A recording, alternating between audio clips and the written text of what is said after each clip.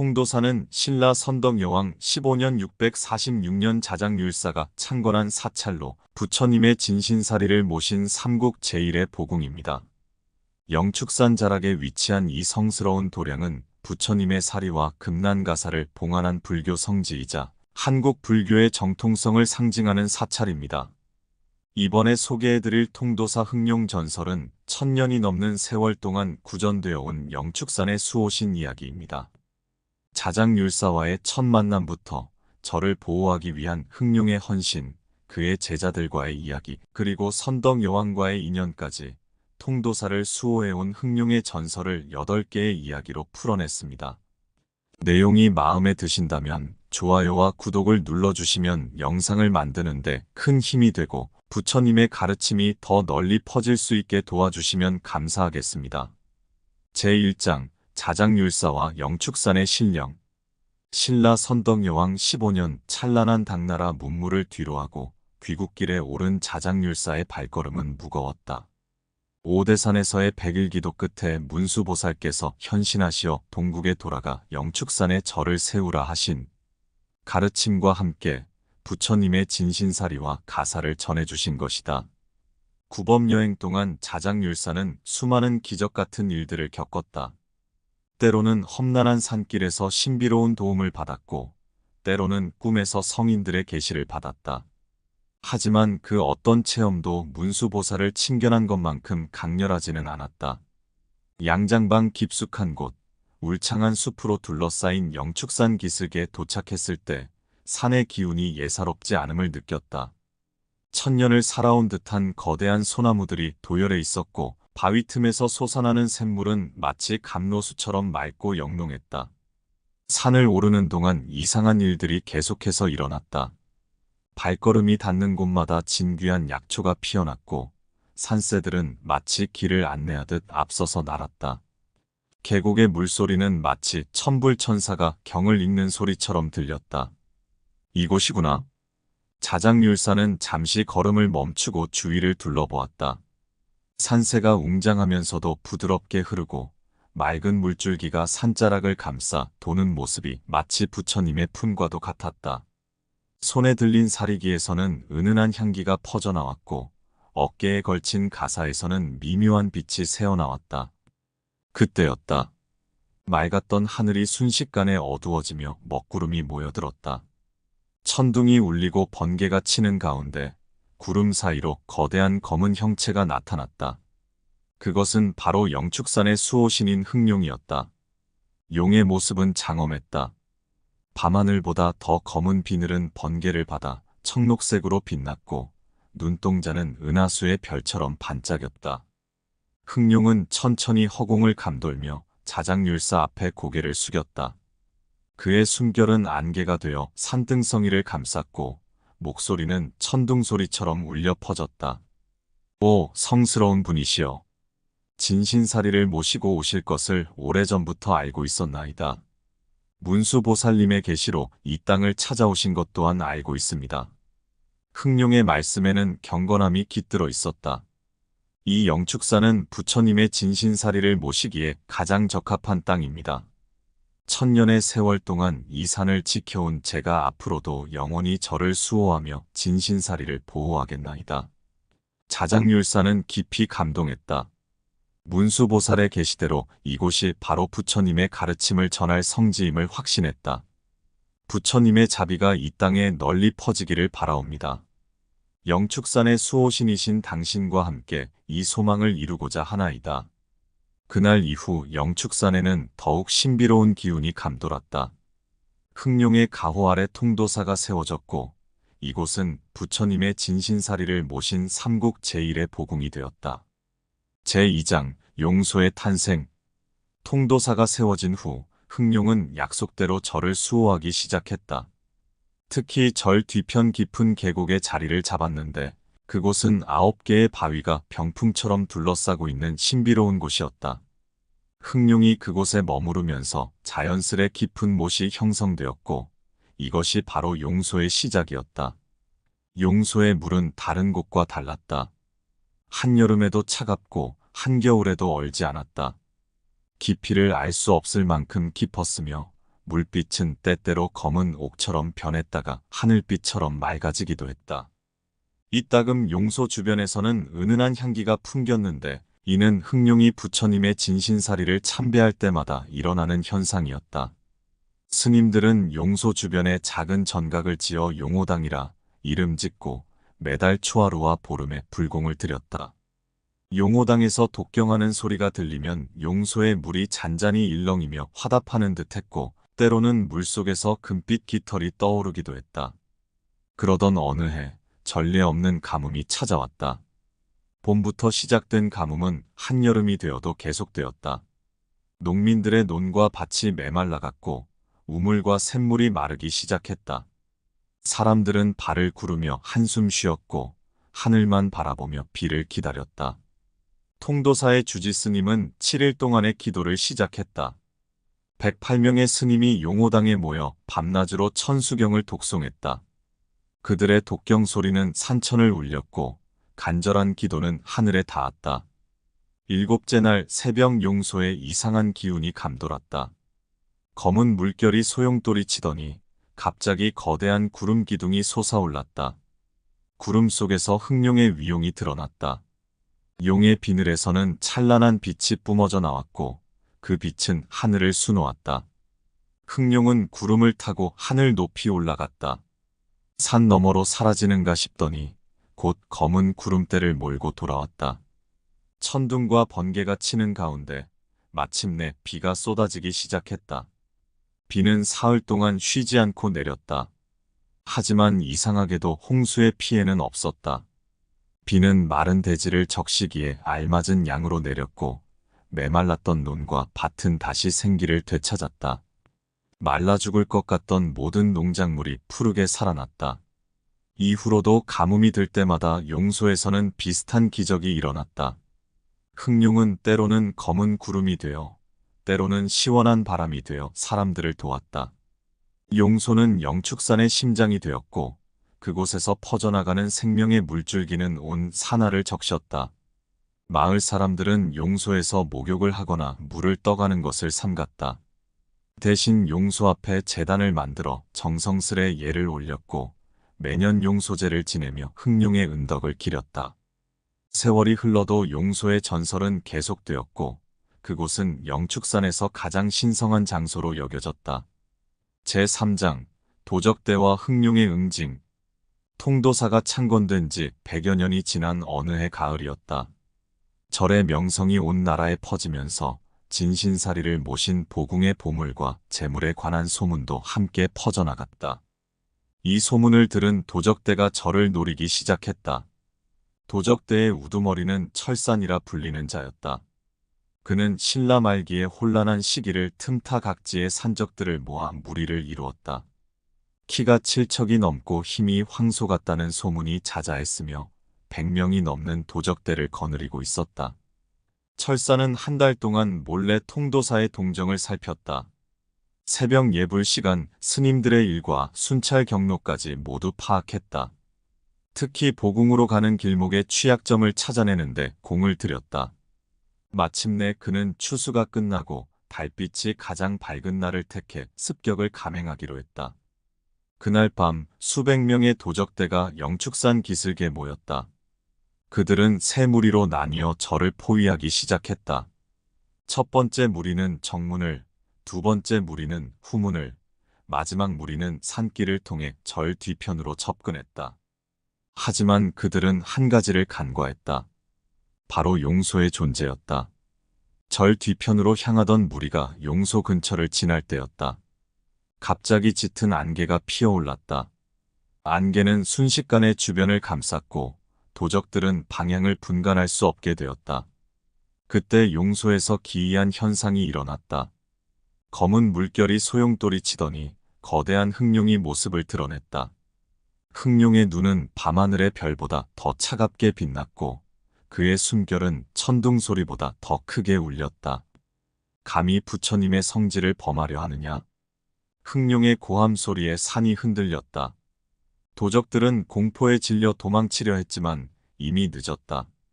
흑룡은 구름을 몰아와 폭우를 퍼부었다. 빗줄기는 마치 창날처럼 날카로웠고 번개는 쉴 새 없이 도적들의 발치를 노렸다. 더욱 놀라운 것은 그 다음이었다. 폭우로 인해 산사태가 일어났지만 그 산사태는 오직 도적들이 있는 곳만을 향했다. 흙과 바위가 도적들의 퇴로를 막았고 길은 순식간에 사라졌다. 철사는 처음으로 두려움을 느꼈다.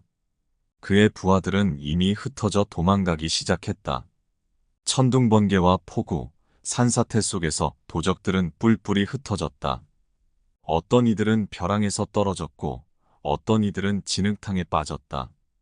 마지막까지 버티던 철산도 결국 무릎을 꿇었다. 자비로운 부처님, 용서해 주소서.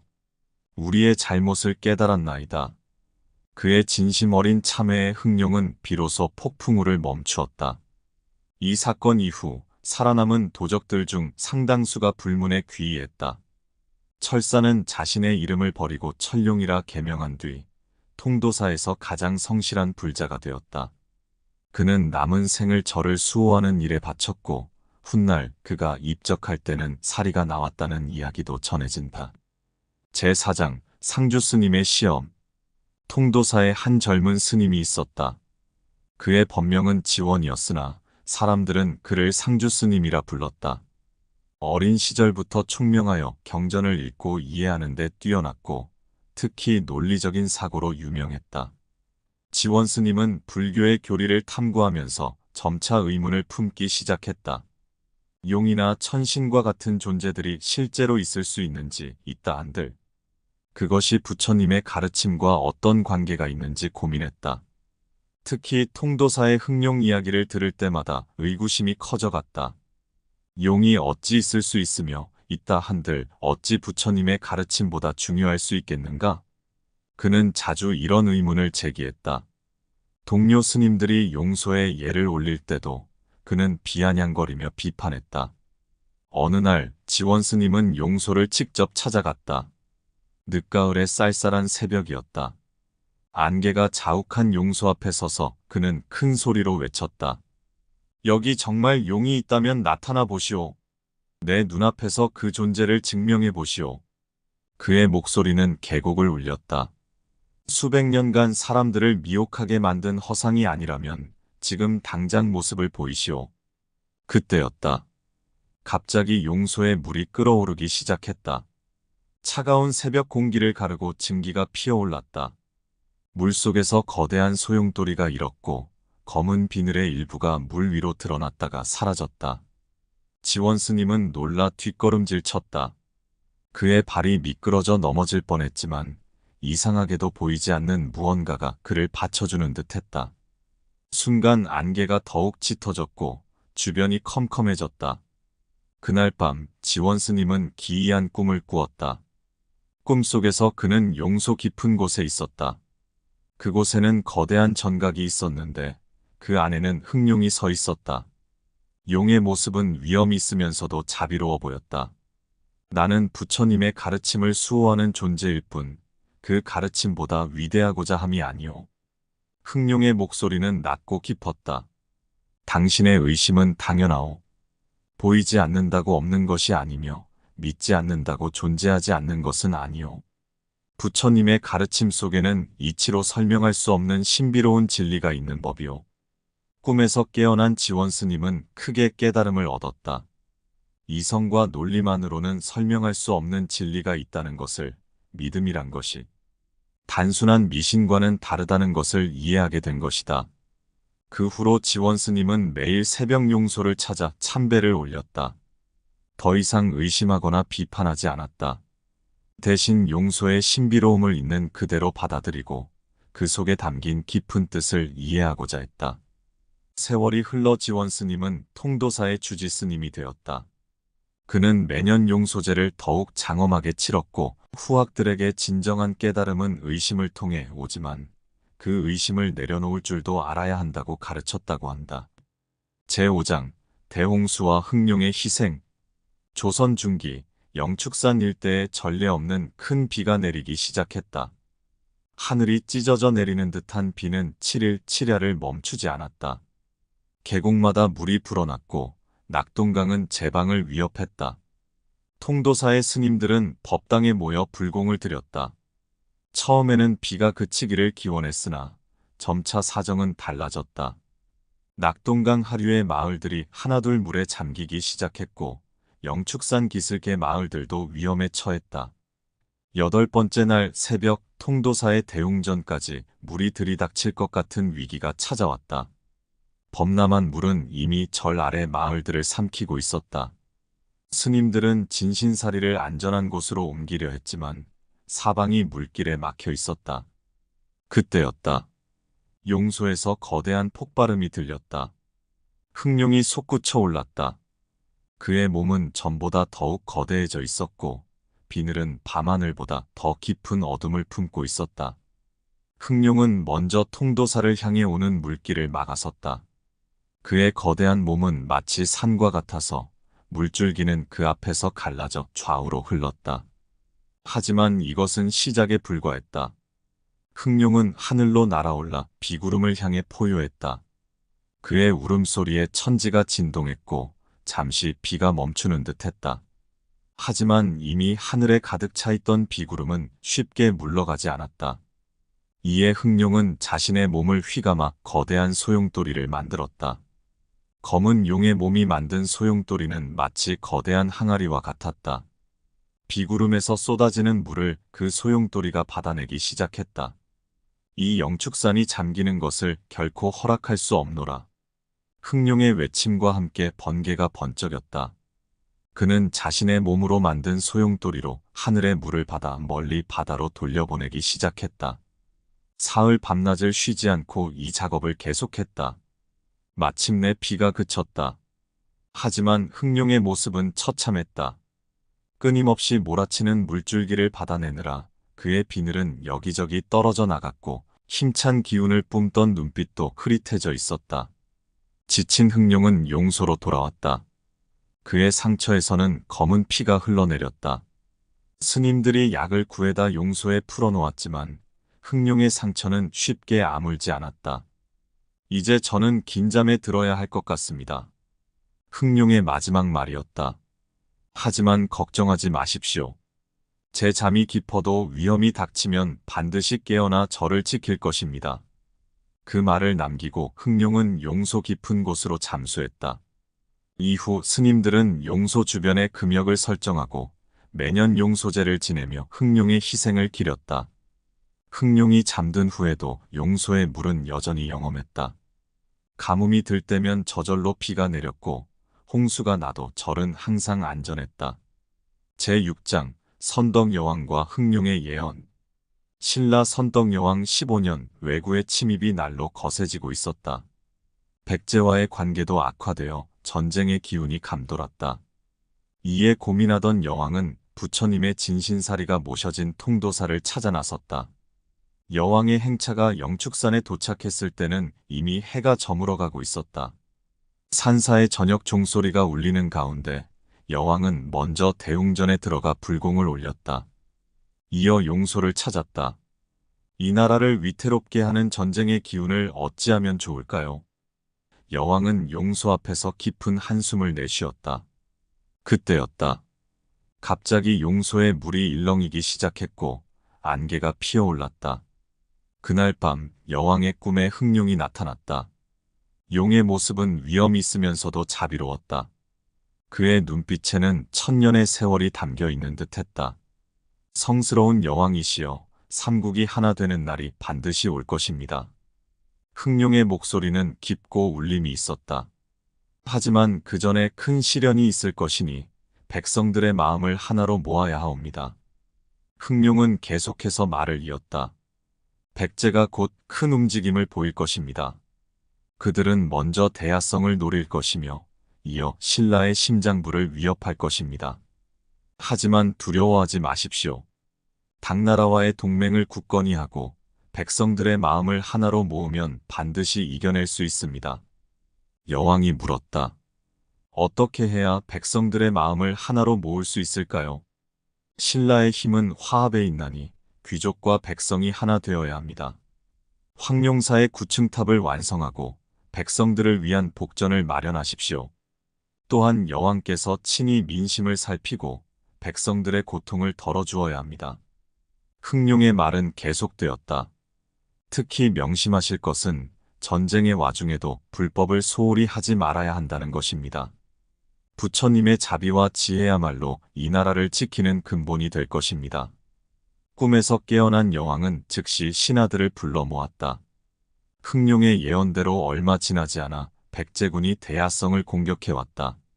하지만 여왕은 이미 대비를 하고 있었고 백성들의 지지 속에 이를 물리칠 수 있었다. 이후 선덕여왕은 황룡사 9층탑을 완성하고 전국에 절을 세우며 불법을 널리 전파했다. 특히 통도사를 더욱 장엄하게 가꾸어 이곳이 호국의 도량이 되게 했다. 비록 여왕은 삼국 통일을 보지 못하고 세상을 떠났지만 그녀가 뿌린 씨앗은 훗날 신라가 삼국을 통일하는 기반이 되었다. 통도사는 그 과정에서 중요한 불교 사찰로서의 위상을 더욱 굳건히 했다. 특히 흥룡의 예언은 정확히 들어맞아 많은 이들이 영축산의 신령한 기운을 더욱 믿게 되었다. 제7장 흥룡의 제자들. 영축산 주변에는 크고 작은 못이 여럿 있었다. 이 못들은 보통의 무릉덩이가 아니었다. 각각의 못에는 흥룡의 제자들인 청룡, 황룡, 백룡이 살고 있었다. 그들은 각각 봄, 여름, 가을을 관장하며 영축산의 기운을 관리했고 흥룡은 겨울을 담당했다. 청룡은 동쪽 못에 살았다. 그의 비늘은 새싹이 돋아나는 봄날의 하늘처럼 맑고 푸르렀다.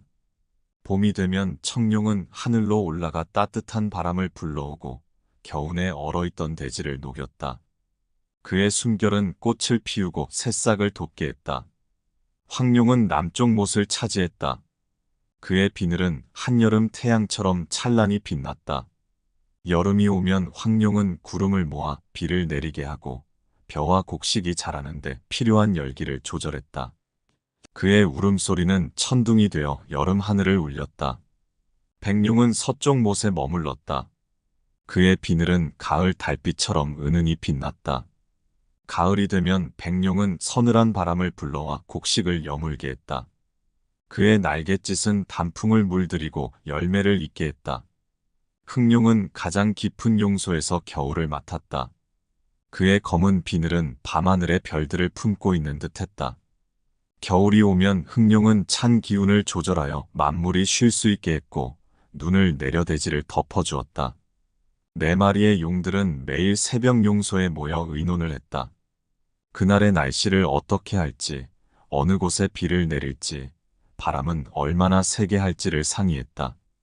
때로는 서로 의견이 맞지 않아 다투기도 했지만 결국은 항상 가장 좋은 방법을 찾아냈다.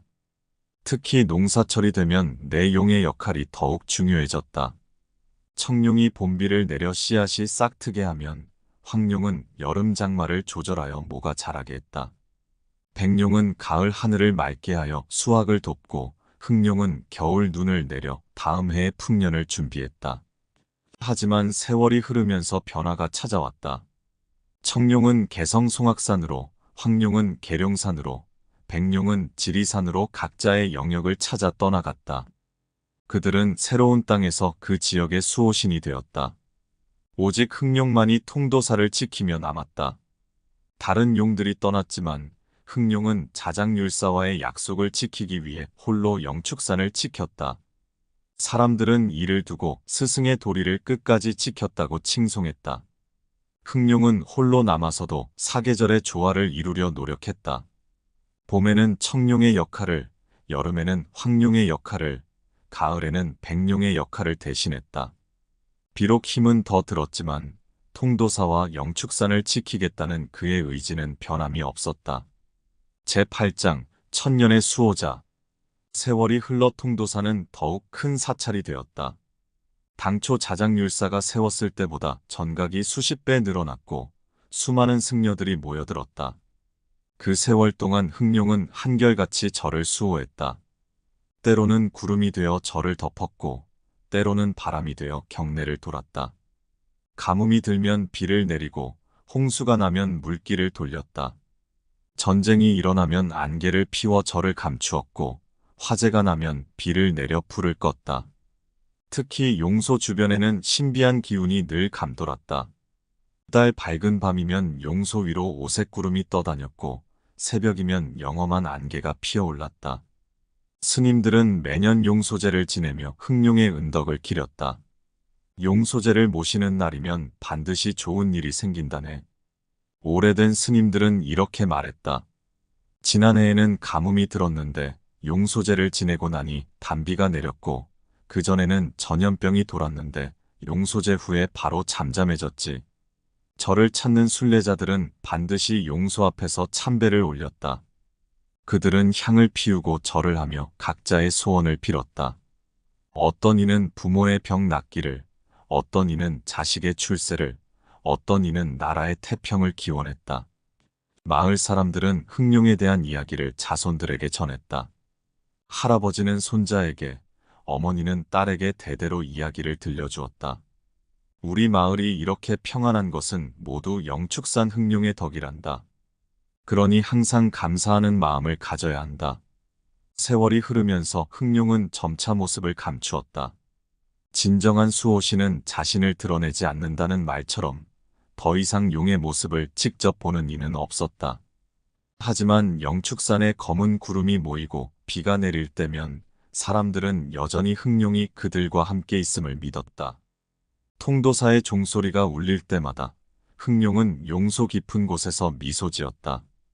1000년이 넘는 세월 동안 이어진 인연, 부처님의 진신사리를 모신 이 거룩한 땅을 지키는 것이야말로 자신의 숙명임을 알았기 때문이다. 사람들은 말한다. 깊은 밤, 영축산의 달이 밝게 떴을 때 용소에 가만히 앉아 있으면 때때로 은은한 경전 소리가 들린다고. 그것은 흑룡이 부처님의 진신사리 앞에서 독경을 하는 소리라고 한다. 또 어떤 이들은 말한다. 새벽녘 용소에서 피어오르는 안개 속에서 거대한 용의 형상이 보일 때가 있다고. 하지만 자세히 보려고 하면 이내 사라진다고 한다. 마치 나는 여기 있다라고 말하는 듯한 흑룡의 은근한 표시라고 사람들은 믿는다. 1000년이 넘는 세월 동안 흑룡은 한결같이 통도사를 지켰다. 그리고 앞으로도 영원히 지켜갈 것이다. 부처님의 진신사리가 모셔진 이 성스러운 땅에서 흑룡의 수호는 영원히 계속될 것이다.